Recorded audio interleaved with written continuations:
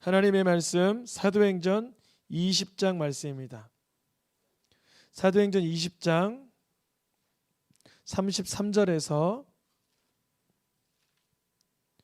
38절까지의 말씀입니다.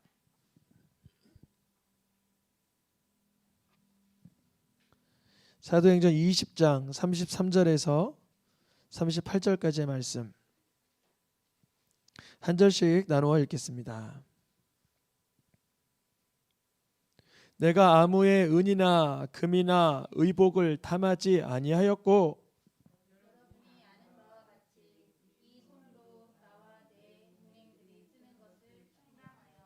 범사에 여러분에게 모본을 보여준 것과 같이 수고하여 약한 사람들을 돕고 또 주 예수께서 친히 말씀하신 바 주는 것이 받는 것보다 복이 있다 하심을 기억하여야 할지니라.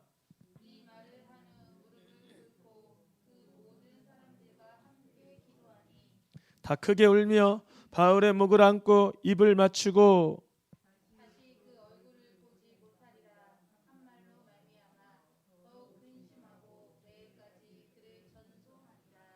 아멘. 2021년 1월 설교 시리즈의 제목은 주님께서 주신 축복의 통로로 쓰임을 받으라입니다. 축복의 통로로 쓰임을 받으라. 아브라함은 복의 근원으로 부름을 받았는데 그 목적은 모든 사람들에게 복이 되기 위함입니다. 여러분, 우리 성도님들이 복을 받기 원합니다.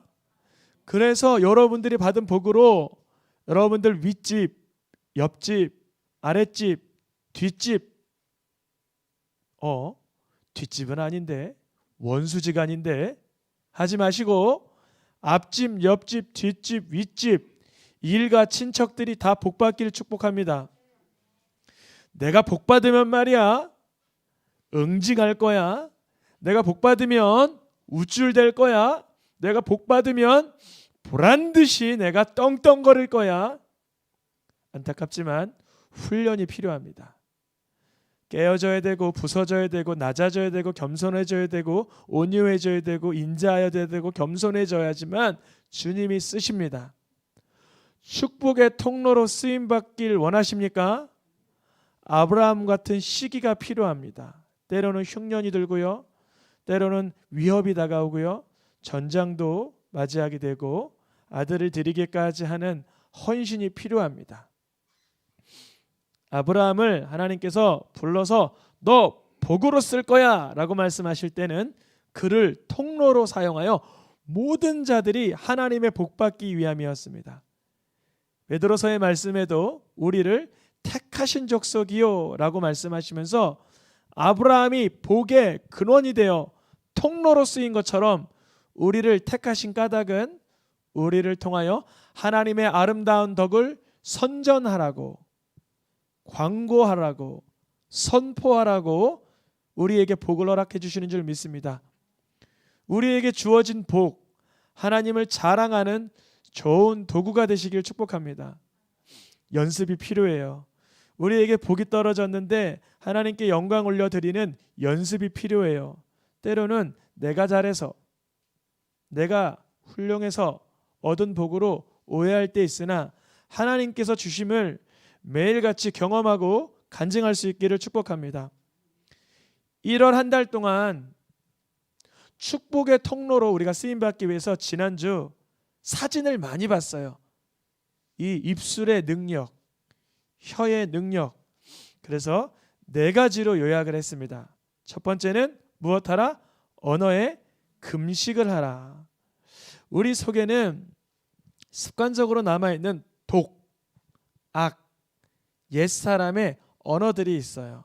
그것을 내 힘으로 끊어내거나 태워낼 수 없으니 성령이여 내 언어를 금식시키시사 악하고 독한 언어에 이제는 에너지를 주지 않고 굶겨 죽게 하여 주옵소서. 그래서 언어의 금식이 끝난 사람은 축복의 언어를 사용하라. 축복의 언어를 잘 사용하기 위해서는 하늘 언어에 익숙해야 돼요. 하늘 언어. 하나님이 주시는 언어에 익숙해져야 됩니다. 그것이 바로 야고보서 말씀과 에베소서에서 하고 있는 말씀입니다. 네 번째로 우리가 직접 만나 축복을 선언하진 못할지라도 곁에서 멀리서 중보 기도로 축복할 수 있습니다. 예화를 들었죠. 왜 이삭은 속여서 들어온 야곱을 축복하다가 본래 형인 에서가 들어올 때 축복하지 못했을까? 이삭의 축복의 역량이 거기까지였어요. 이것은 어려운 예화가 아닙니다. 여러분도 한번 쉽게 생각해 보세요. 내 아이를 축복하기는 참 좋아요. 근데 어젯밤 내 아이와 다툰 그 아이를 축복하기는 쉽지 않습니다. 복이 안 나간다는 거예요. 그러니까 복이 나가기 위해서 무엇해요? 중보 기도를 하는 거예요. 그 영혼을 놓고, 그 형편을 놓고, 그 대상을 놓고, 그 국가를 두고 중보 기도로 축복하면서 우리가 축복의 통로로 쓰임 받게 되는 줄 믿습니다. 오늘은 두 번째 주일입니다. 주님께서 주신 말씀이 무엇이냐면 제목을 먼저 읽어볼까요? 주는 것이 복이 있다. 그렇죠. 여러분 누구에게 무엇인가 주면 보람되죠. 내가 그 사람 맛있는 거 갖다 줬어. 뿌듯하죠. 내가 그 사람 갖다 줬다니면 아주 때마침 안성맞춤이라 하더군. 만족스럽죠. 내가 좀 선량한 사람이 된 것 같아. 여기서 조금 더 넘어가면 우쭐댑니다. 선심을 쓰고 생색을 냅니다. 내가 더 우월하다라고 착각을 합니다. 여러분 주는 것이 복이 있는데 제가 지금 방금 말씀드린 후반부의 복을 누리고 싶다면 깨어지길 축원합니다. 맞아, 주는 것이 복있지. 주면 생색내고 선심 쓰고 우쭐대고 내가 우월하게 되는 거 아니야. 성경에서 말하는 줌으로 인하는 복은 거기까지는 아닙니다. 보람되고 뿌듯하고 만족스러울 수는 있으나 내가 줌으로 인하여 우쭐대거나 우월할 수 없습니다. 인생을 최소한 반평생 이상 살아본 분은 무슨 뜻인지 알아요. 내가 줄 수 있다고 해서 줄 수 있는 내가 우쭐대려고 하였건만 미끄러졌네. 내가 더 열악하네. 내가 더 받아야 될 형편이네 라는 걸 발견하게 된다는 거예요. 그러면 우쭐대느니 내가 선심 쓰느니 주지 않는 게 좋은 것입니까? 그것은 이기적인 거죠. 욕심을 갖는 거죠. 더 나쁜 말로는 야박한 거고 옹졸한 거죠. 성경에서 주는 것이 복이 있다라고 말할 때는요, 그 줌 자체의 행위가 인과응보적으로 기복이 떨어질 것이다, 기복사상을 말하려는 것은 아닙니다. 우리가 주는 것이 복이 있다, 줄 수 있는 능력이 생기는 것이 복이 있다, 하나님께서 원하는 모양과 동기와 중심과 의도로 줄 수 있는 자가 복이 있는 줄 믿습니다. 디모데 전서 6장 말씀에 마음을 높이지 말고 선한 사업을 하라. 재물에 소망을 두지 말고 나누어지기를 좋아하라. 이렇게 돼 있어요. 약간 대칭적인 구조죠. 우리가 선한 사업을 할 때 마음을 높이고 싶어요. 내가 그래도 이런 자선 사업을 하고 있단 말이지. 내가 그래도 이런 선량한 구제를 하고 있단 말이지. 마음을 높이고 싶은데 성경에 뭐라고 돼 있어요? 높이지를 말아라. 내가 나누어지기를 좋아할 때 내가 좀 어느 정도 갖추고 재물에 소망을 두고 싶은데 재물에 소망을 두지 말아라. 그렇습니다. 우리가 재물에 소망을 두지 않고 마음을 높이지 않고 선하게 줄 수만 있다는 것, 여러분 이것이 사실 우리에게는 사실 거의 가능하지 않습니다. 여러분 전래동화 흥부와 놀부 얘기 잘 아시죠? 흥부와 놀부 얘기. 흥부는 도와주었더니만 박이 터졌고 놀부는 도와주고자 하였는데 오히려 그 다리를 분지러뜨리고 도와주었지만 나쁜 것이 나오고, 그러면 우리가 줄 때 정말 그 사람을 위하는 마음으로 줄 수 있는 그 중심, 그것을 찾아가는 거예요. 우리가 주는 것이 복 있다라고 말할 때 한번 여러분의 마음을 테스트를 해보세요. 누군가에 주어보고 아무 내가 돌려받지 않을 의도로 줄 수 있는 나의 그런 심성이 있는가? 누구한가에게 계속적으로 주는데 도무지 그 사람은 되돌려 올 사람이 아니지만 내가 계속적으로 줄 수 있는가? 그런 심성이 내게 있는가? 그게 없다는 것을 발견하게 되는 과정이 됩니다. 주는 것이 복이 있다. 줌으로 인하여 인과응보적으로 권성징악적으로 주는 자에게 하늘의 복이 뚝 떨어지고 그 사람은 기브앤테이크의 신앙을 갖는 것입니까? 성경에서 말하는 주는 것이 복이 있다라고 말할 때 그 주는 것은요, 맹목적 줌입니다. 바랄 것 없는 줌을 말합니다. 만약에 성경에서 말하고 있는 주라라고 하는 것이 인과응보적인 줌이다. 그 사람에게 주면 너도 언젠간 받을 것이다 라는 데만 관점이 있다면 이것은 보상적인 차원의 복을 말하는 거예요. 보상적인 차원의 복. 너가 누구에게 1,000원을 줘봐. 언젠가 너도 1,000원을 받을 거야. 너도 누구인가에게 먹을 것을 주어봐. 너도 먹을 것을 얻을 날이 올 거야. 여기 보상적인 차원의 줌을 말하면 하나님이 주시고자 하는 복을 축소하는 것입니다. 결론부터 말하면 성경에서 말하는 주어라 그게 복이다 라고 말하는 것은 뭐냐? 주어라 그로 인하여 하나님의 비밀한 것이 그때서야 열린다는 거예요.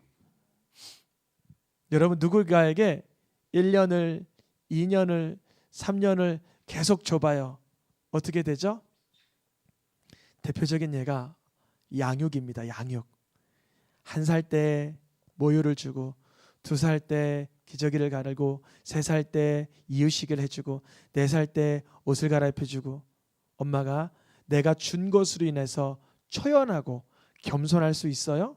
그래서 엄마가 너한테 준 게 얼만데 옷을 갈아입혀 줬잖아. 먹여 줬잖아. 그렇게 해 줬잖아 하면서 엄마라도 아빠라도 아이에게 내가 준 것에 대해서 뭐예요? 자기 주장을 해요. 자기 주장을 해요. 이게 인간의 한계예요. 당연히 보살펴야 될 부모의 입장도 모른 채 내가 준 것에 대해서 주장을 해요. 내 아이지만. 그런데 우리가 다른 사람에게 뭘 줘봐요. 얼마나 생색을 내고 우쭐대고 우월하다라고 착각하겠습니까? 성경에서 말하는 주라 그게 복 있다라고 말하는 것은 주라 그로 인하여 너의 인격적 형편을 깨달으라는 거예요. 예수님께서 누가복음에 이렇게 말씀하세요. 다 팔아 가난한 자들에게 주라 하늘에서 내게 보화가 있으리라. 예수님께서 부자 관리 청년에게 너 다 팔아. 그래서 나를 따라. 그러면 너에게 보화가 있을 거야. 그러면 이 청년이 정말 다 팔면 그래서 다 나눠주면 예수님이 그래도 보화가 있다고 하니까 보화를 바라봐서도 내 거를 팔아야지. 결론은 이 청년은 부자 관리 청년은 팔아서 주지도 못했지만 설령 줬다 손 치더라도 고린도전서 말씀에 뭐라고 돼 있어요? 같이 읽어보겠습니다. 모든 것으로 구제하고 내줄지라도 아무 유익 없다. 이게 말씀이 상충되는 건 아닙니까? 모순되는 거 아니에요. 창과 방패, 뚫리는 창, 모든 걸 막는 방패, 모순되는 건 아닙니까? 예수님은 분명히 다 팔아, 나누어줘, 보화가 있을 거야. 고린도서에서는 다 줘봐, 유익이 없어. 뭐가 맞는 거예요? 핵심은 뭔가 사랑이 없음을 깨달으라는 거예요. 그 부자관리 청년이 만약 보화를 사모하는 마음에 다 팔아줬다고 해봐요. 그 사람은 그 가난한 자들을 사랑하는 겁니까? 보화를 사랑하는 겁니까? 보화를 사랑하는 거죠. 고린도서에서 말하고 있는 내 몸까지 줄지라도 사랑이 없으면 그것은 유익이 없다. 그러니까 줄 때 줌으로 인하여 복이 있다라고 말하는 것은 누군가에게 줘보고 나누어 보고 내어줘 보고 흘려보내면서 결국 깨닫는 것은 뭔가 내 속에 무한한 사랑 없음을 발견하게 되는 거예요. 여러분, 100개 가진 사람이 헌신하는 게 쉬워요? 10개 가진 사람이 헌신하는 게 쉬워요? 둘 다 어렵죠. 그러나 10개 가진 사람은 10번의 헌신만 하면 돼요. 100개 가진 사람은 100번의 헌신을 해야 돼요. 여러분, 정말 복받기 원합니까? 그 수많은 복으로 헌신하길 원합니까? 헌신의 사이즈가 지금 10개를 가지고도 버거워하고 아까워하고 애지중지하며 우쭐대고 있다면 주님은 100개 주지 않는 것이 복입니다. 내가 지금 하나를 가지고도 귀하게 여겨서 하나님의 아름다운 곳으로 쓰기 위한 그 사랑, 영혼을 향한 갈망이 있다면 주님은 1000개를 주셔도 아깝지 않아 하실 거예요. 주는 거라 받는 거랑, 성경에선 때로는 받는 얘기도 나오긴 해요. 우리가 줄 때 사랑 없이 행한 그 그것 자체가 유익이 없다라고 하지만 전 무의미하다는 건 아니에요. 줌으로 내가 이렇게 생색내던 사람이구나. 줌으로 내가 이렇게 우쭐하던 사람이구나. 줌으로 내가 이렇게 우월하다라고 착각하고 있구나라는 걸 발견하는 것입니다. 사랑 없는 줌, 잠언과 아가서에 이런 말씀이 있어요. 본문의 배경은 각각 다르긴 하지만 그래도 색깔로 표시된 부분만 같이 읽어보겠습니다. 많은 선물을 줄지라도 듣지 아니하고 사람이 그 온 가산을 다 주어도 사랑과 바꾸려 할지라도 오히려 멸시를 받으리라. 우리가요 줄 때요, 만약 사랑이 없는 줌은 그 대상이 알 때 이거 사랑 없는 것 같은데 라고 느낀다는 거예요. 또한 내 모든 것으로 너의 마음을 내게 줘 라고 해봐도 그 사랑을 얻을 때는요 멸시받는다는 거예요. 우리가 다른 사람에게 줄 때 가장 쉬운 것은 물질적인 것을 주는 거예요. 먹을 것을 주고 입을 것을 주는 것.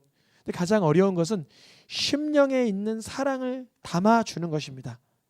어린아이에게 너 손에 있는 과자 좀 줘, 그렇게 시키지 너 엄마에게 사랑을 좀 줘, 그게 안 되잖아요. 아직은 이 아이는 다른 사람을, 타인을 배려하려만한 여력이 없어요. 그러나 과자를 주면서 이 아이가 뭘 깨달아요?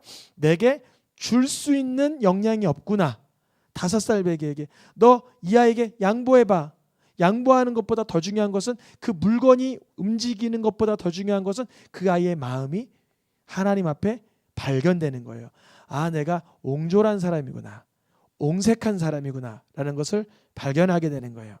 성경에서 주는 것이 복이 있다 라고 말할 때 그 깊이 있는 뜻을 계속 들여다보면 우리에게는 이런 능력이 없다는 거예요. 누가복음 말씀에 아무것도 바라지 않고 꾸어주고 이 사람이 돌아올 때 더 많은 비용이 들면 내가 또 투자해주고 할 만한 사랑의 여력이 우리에겐 없다는 걸 발견하기 원하시는 거예요. 주라. 본 뜻은 줌으로, give and take가 아니라 줌으로 나의 줄 수 없는 인격적 성품을, 심령적 상태를 발견하길 원하는 거예요. 이렇게 아무것도 바라지 않고 돌아올 때 비용을 더 챙겨서 주실 수 있는 분, 예수 그리스도밖에 없는 줄 압니다. 예수님은요, 우리가 받을 수 없는 하나님과 원수 되었을 때, 하나님 앞에 죄인 되었을 때, 하나님 앞에 우리가 연약하였을 때 우리를 위해서 핏값을 치러주시고, 우리가 천국에 입성할 때 더 비용이 필요하면 그때도 우리를 위해서 대언하시고 중보하시는, 우리에게 주기를 아끼지 않는 우리의 메시아이신 줄 믿습니다. 오늘 본문에 사도행전 20장 말씀에 사도 바울의 이야기가 등장합니다. 사도 바울은 뭐라고 말하냐면요, 내가 여기 에베소 교회를 떠나면 이런 사람들이 올 거야. 읽어보겠습니다. 사나운 이리가 여러분들에게 들어와서 그 양떼를 아끼지 아니하며 자기를 따르게 하려고 어그러진 말을 하는 사람들이 일어날 거야. 여러분, 교회에요, 사람을 내 말을 따르게 하려는 의도가 간혹 있습니다. 교회는 예수님을 따르게 해야 되는 생명의 공동체인 줄 믿습니다. 사람의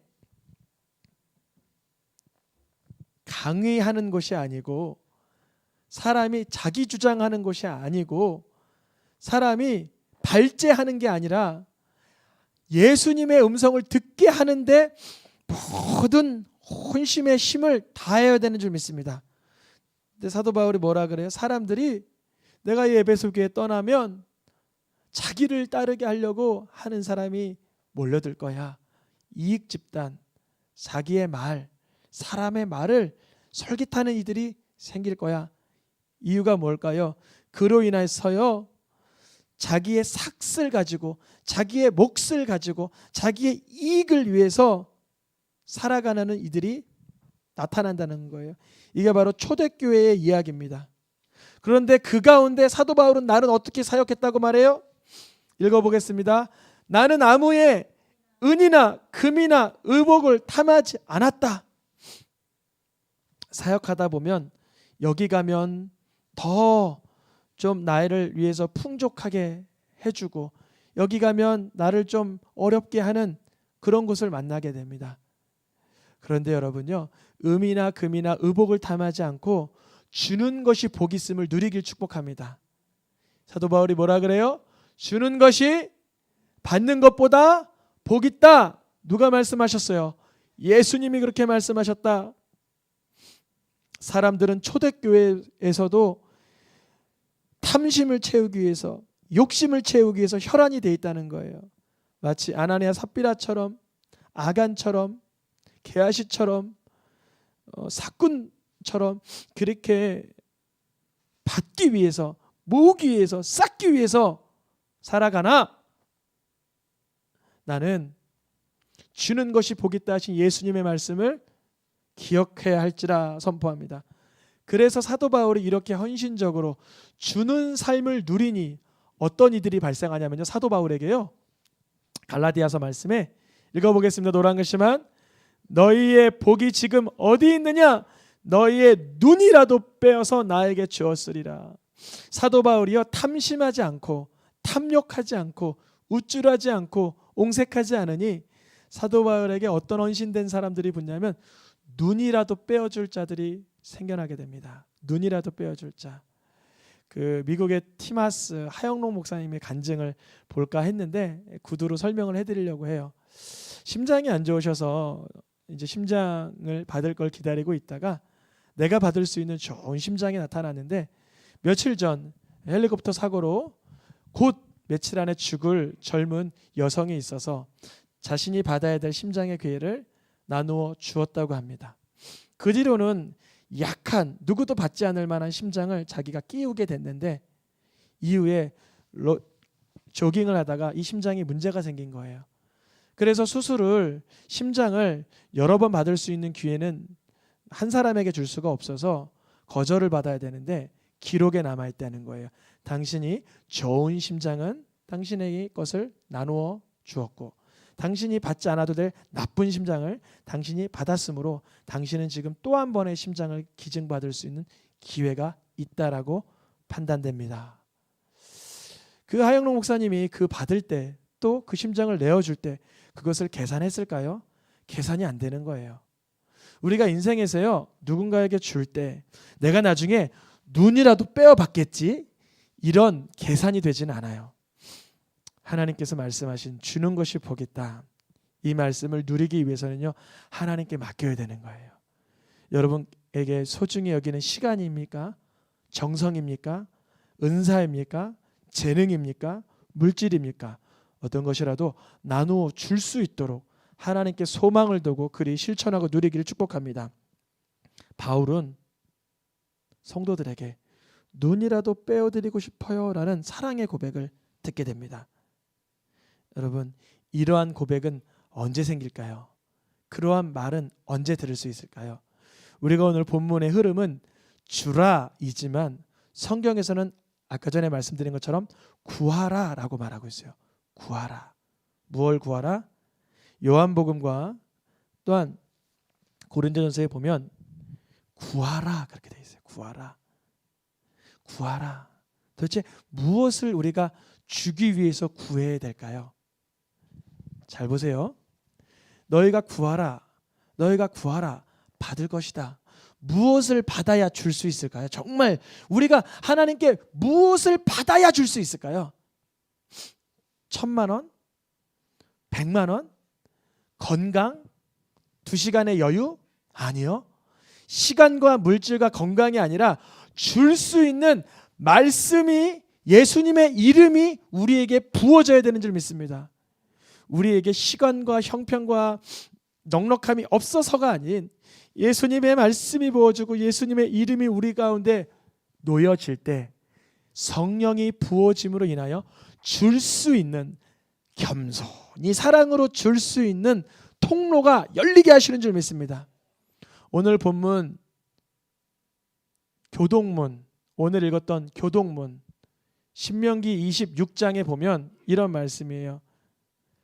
가난한 자, 과부, 고아, 레위인들에게, 보호자가 없는 자들에게, 사회적 약자들에게 주라 이렇게 말씀하세요. 그때 너희를 귀한 성민이라 하나님의 복의 통로로 쓰신다는 거예요. 잠언 말씀에 빈곤한 자를 불쌍히 여기는 자, 가난한 자를 불쌍히 여기는 자는 누구에게 꾸어주는 거예요? 하나님께, 여호와께.